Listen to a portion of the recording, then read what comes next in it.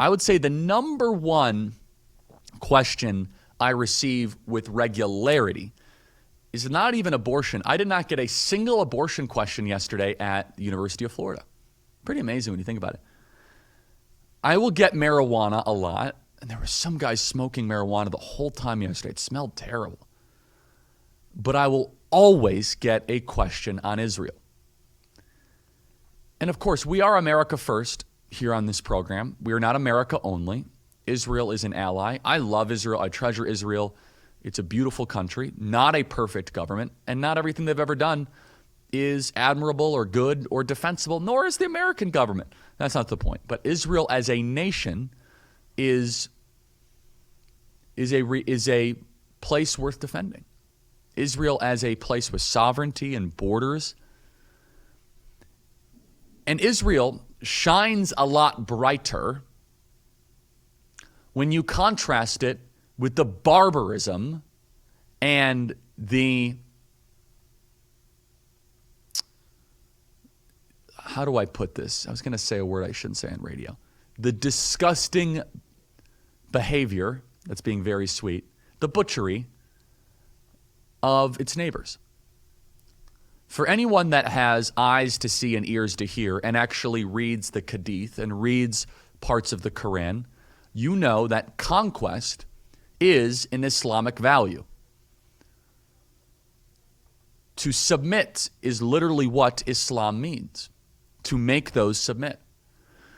It's very hard to get serious Muslims to admit to this, that they actually do want conquest, that they do want to take over.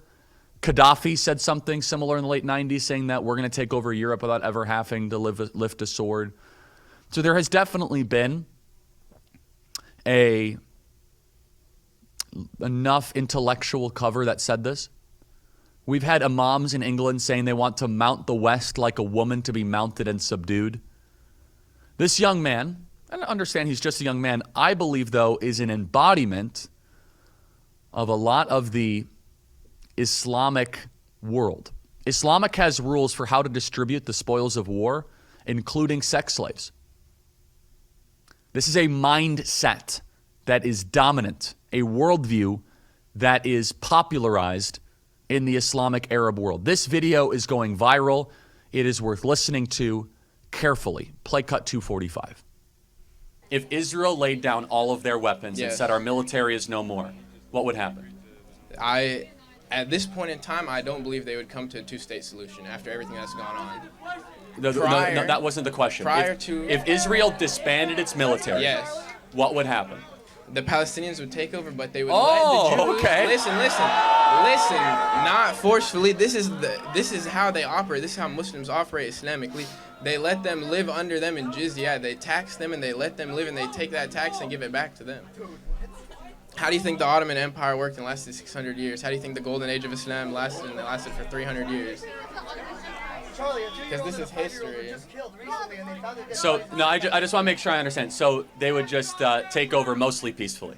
No, most definitely peacefully, because that's what Can you show me an example of Jews living peacefully under Islamic rule?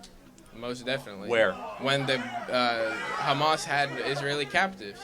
Have you seen the Israeli captives they killed? They're not killed. There was a 9-month-old baby that just got returned home as a corpse by Hamas. For the full video, you guys can subscribe to our podcast or our YouTube channel. But understand that young man, which is not an embodiment of all Muslims, I get along with a lot of Muslims, but that young man, who I do not believe is a vast minority, believes that the example of how Jews and Muslims should coexist in the Middle East is what happened when Hamas took these Jews hostage. That's what he believes is an example of living peacefully, when they slit the throats of these young little babies and return them back as corpses. The Israeli-Hamas struggle is one versus civilization and barbarism. Remember that.